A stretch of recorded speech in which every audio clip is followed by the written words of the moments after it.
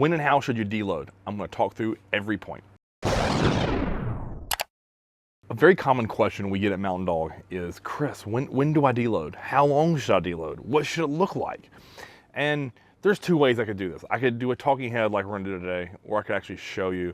And to me, I told Chaz when we were shooting the ideas around, I said, do you know how boring it would be for you to film 3 deload workouts? Like, nothing's taken to failure, all sub-maximal, all cables and machines, low volume, in and out of the gym in 45 to an hour.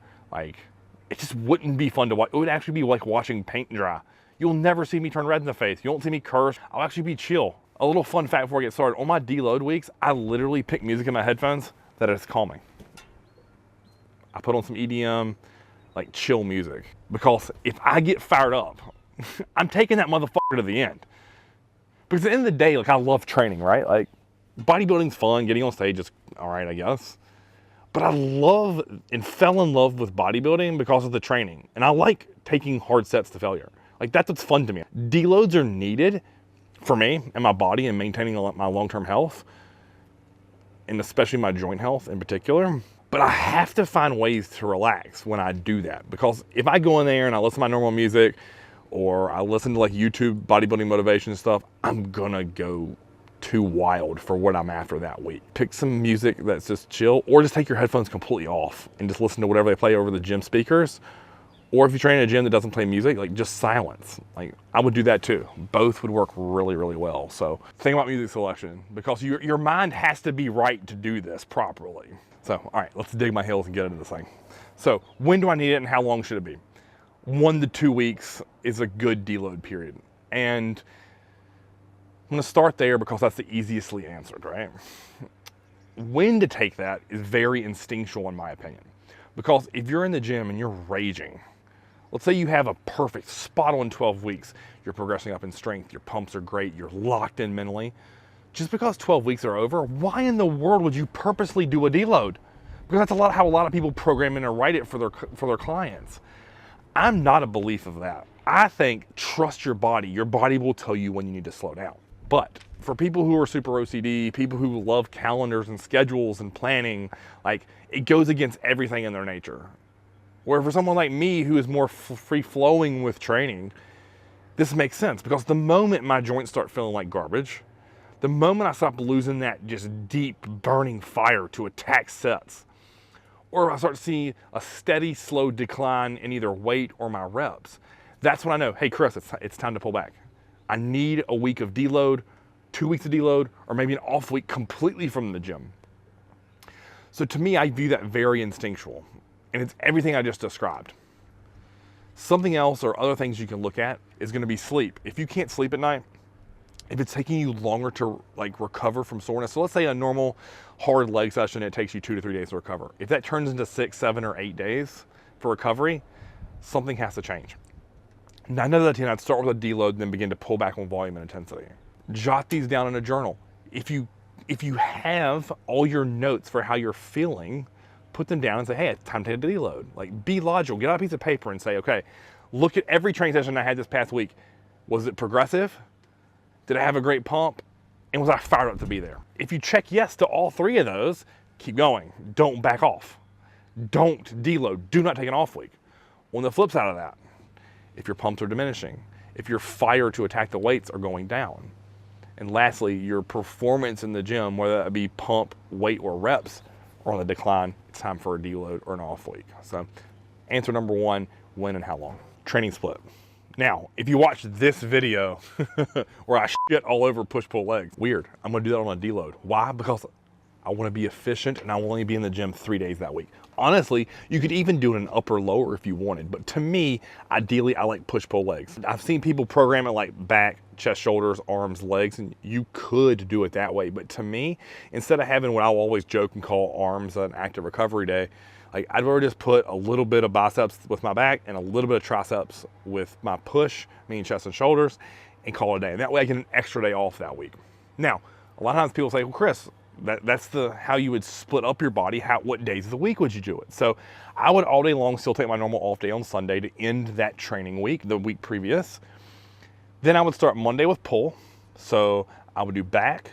I would do 2 pull downs, 2 rows, 1 body weight lower back exercise, so body weight hyper, and then I would do 1 to 2 bicep exercises, both in the cables.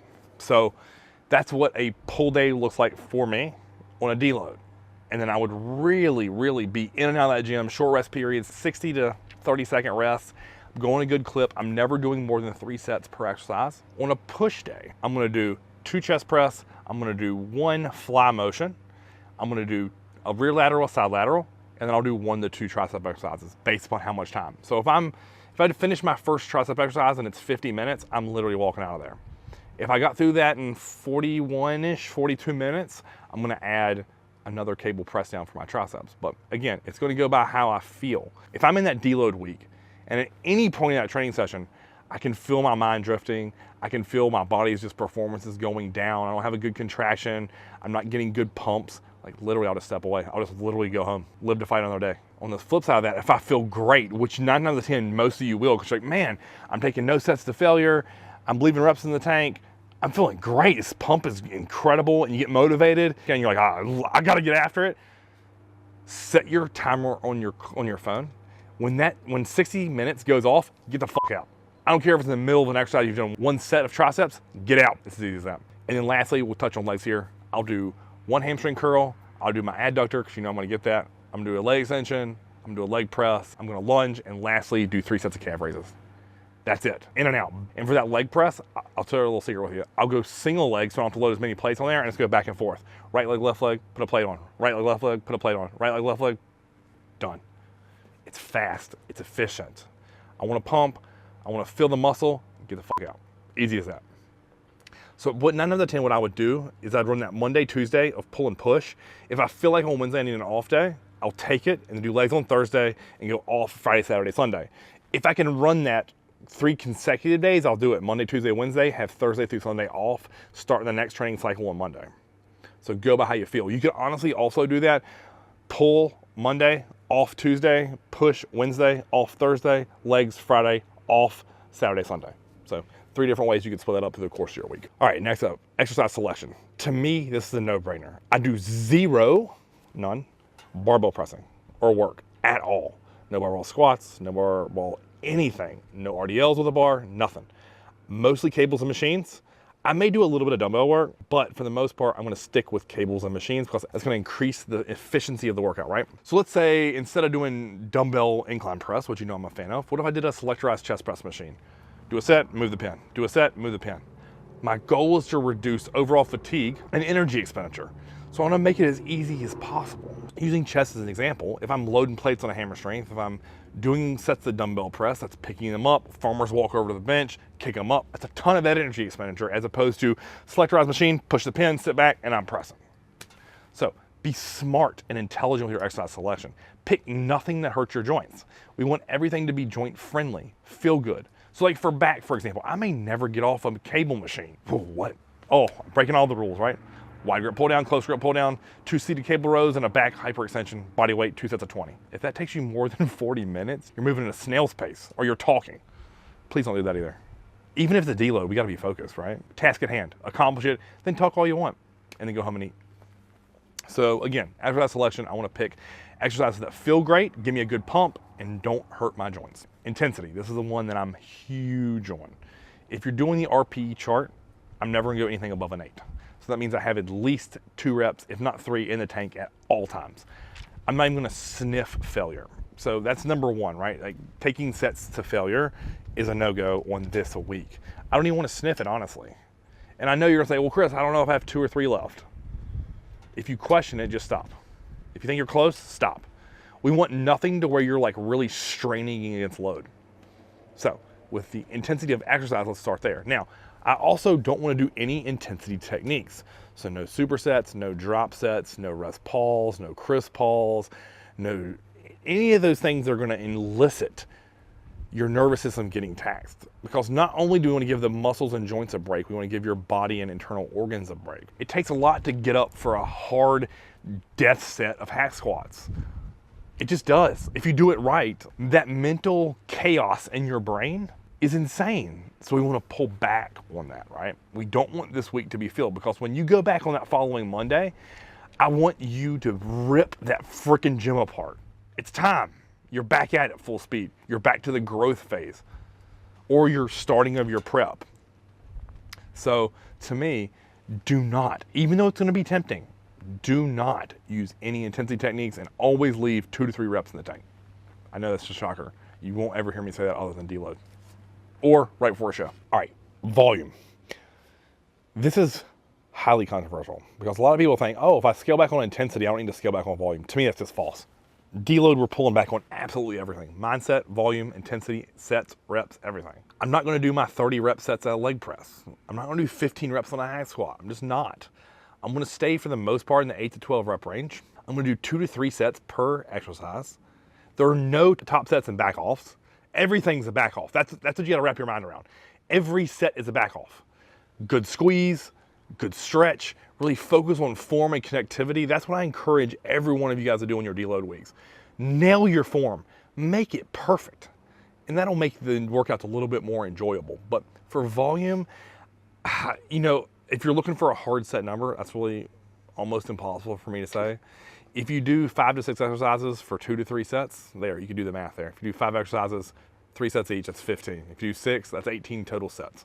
I would never exceed 20 sets in a workout for deload. Never. Wouldn't do it. So if you want a hard number, there it is. Never exceed 20, more like 15-ish. 15 to 18-ish is probably what I would do. Moving at a quick pace. Lastly, if you're one of those people who can't sit still and you're like, Chris, what do? I gotta do something. During your workout time, schedule your massage. Go to the chiropractor. Work on stretching and mobility. Do a low intensity yoga session from YouTube in your house. Take a dog walk. Go bowling. Play a game of golf. Anything that's going to be non-taxing, non-strenuous. That's the big thing, right? Take an ice bath. Take an Epsom salt bath. Sit in a sauna. All these things are great opportunities for you to let your body rest, recover, and heal for the battering we're about to elicit on it when your next hard workout begins. So I heavily encourage you all out there on that time off, when you're having those off days, even during the deload week, don't get crazy. Don't think, oh, I'm going to do a bunch of yard work, like hard, strenuous, like throwing mulch, laying gravel, building retaining walls, chopping trees down. Oh, I'm going to go play 7-on-7 with my brother, or he's doing a Spartan race. Fuck it, let's tag along. No, it's a deload. I laugh only because I've had a ton of people say, oh, Chris, I don't feel good about that after that deload. Like, I don't know what you're talking about. And I'm like, hey, cool, what'd you do the rest of the week when you're off? Well, you know, I ran 15 miles with my brother, and I took my son and we fielded ground balls and played one-on-one basketball for 2 hours a night. And then I played tennis with my wife. Yeah, no shit, bro. Deload. Deload your entire life. Chill, take a nap, do guided meditations. That's what I want. And I know it's hard for you, some of you guys out there, right? Like you just want to progress and tear your goals apart and say, oh, you know what, fuck it, I'm gonna work 80 hours at work this week. I can catch up. Now listen, I've been there. I've done that too, so be smart with your deload. Remember, you're wanting your body to come back fresh, so when you start hard workouts again, you're able to tear the gym apart. So that's honestly all things deload. If you have any questions, post them in the comment below. I'm happy to answer them. But until next time, guys, like, share, and subscribe. Christmas TV.